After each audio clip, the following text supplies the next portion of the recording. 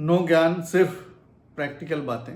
पिछले महीने मैं अपने बेटों से बात कर रहा था, दोनों 20s में हैं, तो इंश्योरेंस पे बात चल रही थी। इंश्योरेंस क्यों करना चाहिए उनका सवाल था। पापा भी, हम लोग तो अभी जवान हैं, इंश्योरेंस बाद में कर लेंगे। तो मेरी जो बातचीत हुई वही मैं शेयर करना चाहता हूँ। मैंने उनसे कहा कि तुम लोग अपने काम से तो निकलते हो, ऑफिस जाते हो, कहीं लेक्चर अटेंड करते हो, पैदल भी चलते हो, खाली पैर जाते हो क्या? जूते पहनते हो या चप्पल पहनते हो? क्यों पहनते हो? खाली पैर जाने से क्या सैलरी कम मिलेगी या लेक्चर समझ में नहीं आएगा? ऐसा तो नहीं है। जूते या चप्पल इसलिए पहनते हो कि कहीं तुम्हारे पैरों में कंकड़ न चुभ जाए या नर्व जो है चलते चलते कहीं कमजोर न पड़ जाए, एक प्रोटेक्शन है।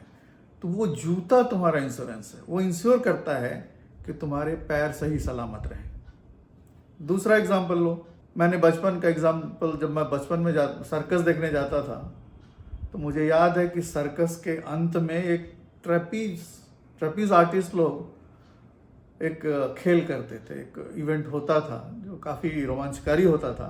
ट्रेपीज क्या होता है? एक बार टाइप का होता है, हैंडल उसको पकड़े रहते हैं वो, और ऊंचे प्लेटफॉर्म पे वो जो एक्रोबैट है, वो जो ट्रेपीज आर्टिस्ट है, वो खड़ा रहता था और वो सीलिंग से वायर देके लटकाया रहता था। उसको पकड़ के वो झूलता था और दूसरे एंड पे जाता था जहाँ एक और छोटा सा प्लेटफॉर्म रहता था, वहाँ वो आर्टिस्ट जाके खड़ा होता था। वहाँ से फिर मतलब डायगनली अपोजिट जाता था या जो भी एक्रोबेटिक्स वो करते थे।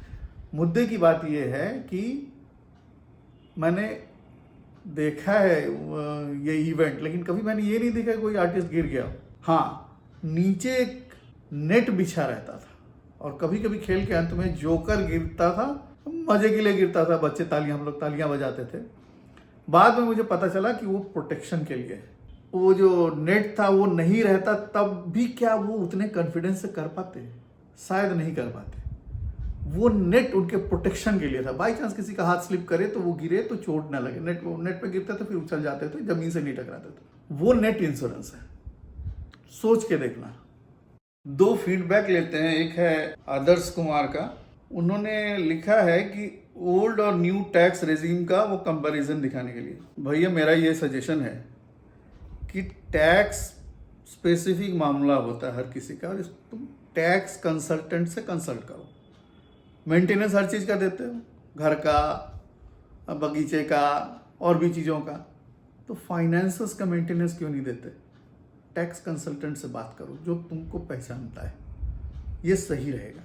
दूसरा तानिया बनर्जी का था, इन्होंने कहा है कि ईएमआई देना पड़ता है तो सेविंग्स कहाँ से करें, कुछ इस तरह का उनका। मेरा जो इम्फेसिस था अब तक, ईएमआई तो देने पड़ेंगे तुमको। भाई तुमने लोन लिया है, लोन के टुकड़े टुकड़े करके ईएमआई, इक्वेटेड मंथली इंस्टॉलमेंट्स तुमको देने हैं, लेंडर को, बैंक को, जिससे भी लिया है।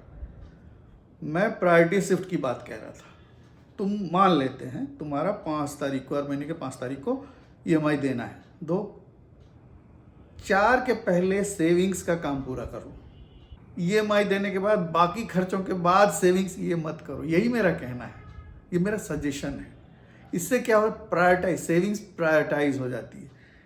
तुम 4 के पहले सेविंग्स कर लो और उसके बाद ईएमआई दो, बाकी खर्च उठो। सोच के देखना।